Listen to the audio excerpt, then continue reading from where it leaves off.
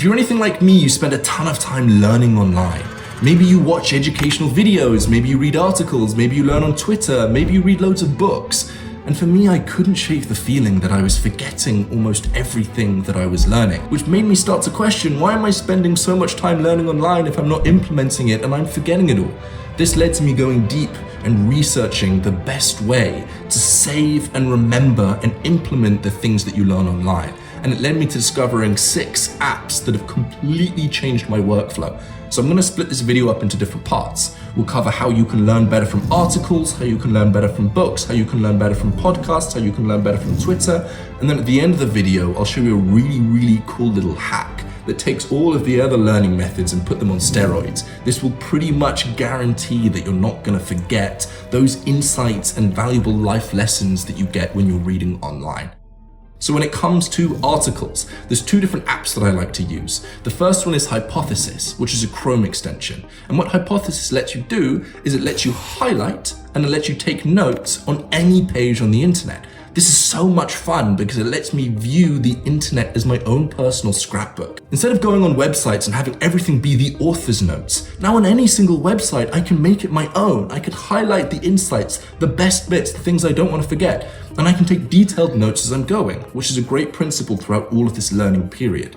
What you have to understand is that you don't learn just by inputting things into your brain. You learn by wrestling with ideas. You learn by combining your current paradigm with the things that you're learning. It's not about how many articles or books you go through, it's about how many articles or books go through you.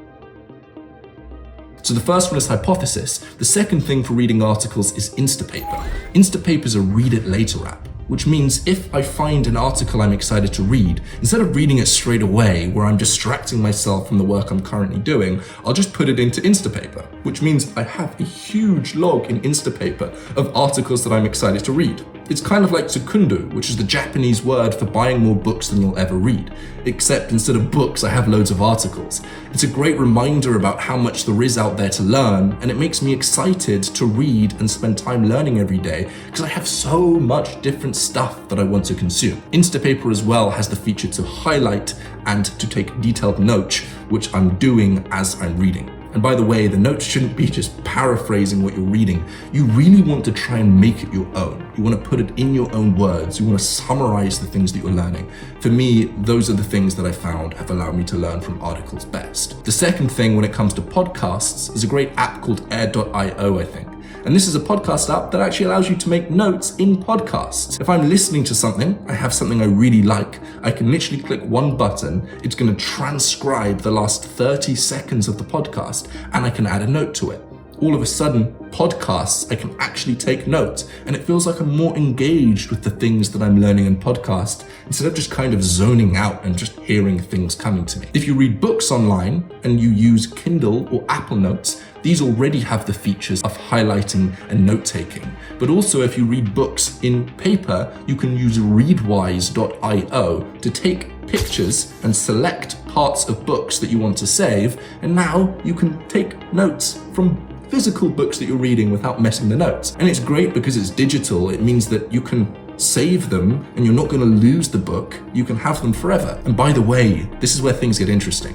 If you use Readwise, you can actually combine all of the other different apps that I've talked about, InstaPaper, Hypothesis, Air, and put them all into one central database, which means no matter where you're learning online, all of a sudden you can save all of your highlights and save all of your notes into one place, which means you can search all of the best thoughts and highlights that you've ever had in one database. I export all of my highlights and all of my notes into Notion, which means I have one massive place that contains literally the best of the best of the best ideas that I've ever found online. And it's a great way to put it all into one place. Now, the biggest hack that I found to doing all of this, it's great if you're highlighting, it's great if you're taking notes, these things will help, but still you'll forget them.